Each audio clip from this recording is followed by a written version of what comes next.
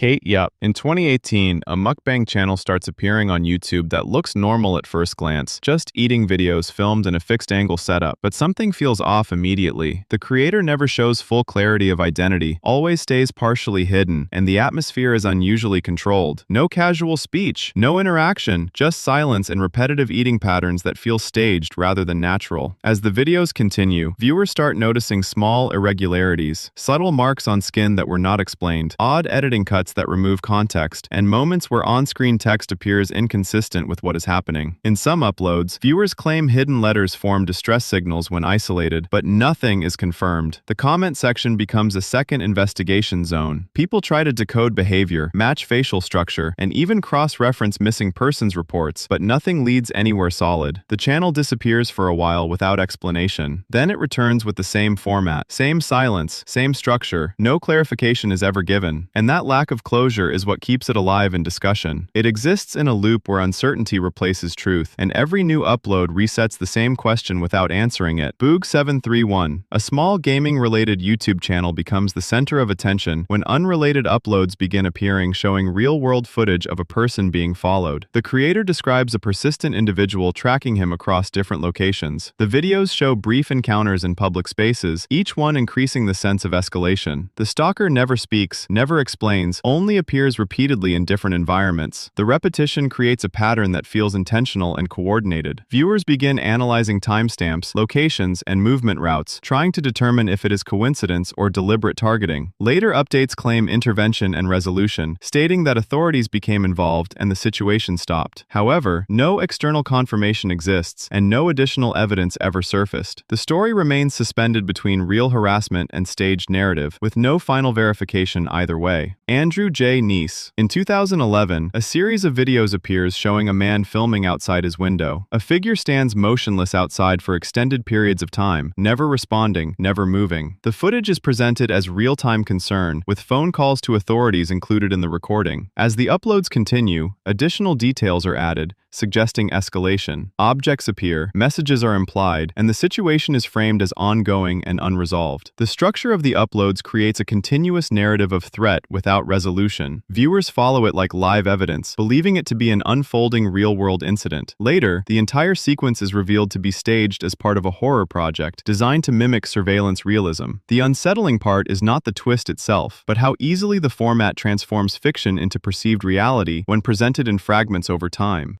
Nugumu. Around 2016, a channel appears that behaves nothing like normal content. Videos are minimal, usually a static figure or puppet-like presence in a dark setting with distorted audio layered over it. There is no clear storytelling in a traditional sense, only fragmented speech patterns that feel almost structured but never fully readable. The voice seems to introduce itself, but the message breaks into unrelated phrases before completion. Over time, viewers begin analyzing patterns in subtitles, pauses, and background noise, trying to find hidden instructions or codes. The more it is analyzed, the more interpretations multiply. Some believe it is an alternate reality puzzle. Others think it is experimental art designed to resist explanation entirely. What makes it disturbing is not the content itself, but the refusal to resolve meaning. Every video feels like it is about to explain something, but it never completes the thought. Even after years, no verified origin or creator identity has been confirmed, and the channel remains in a state of permanent ambiguity.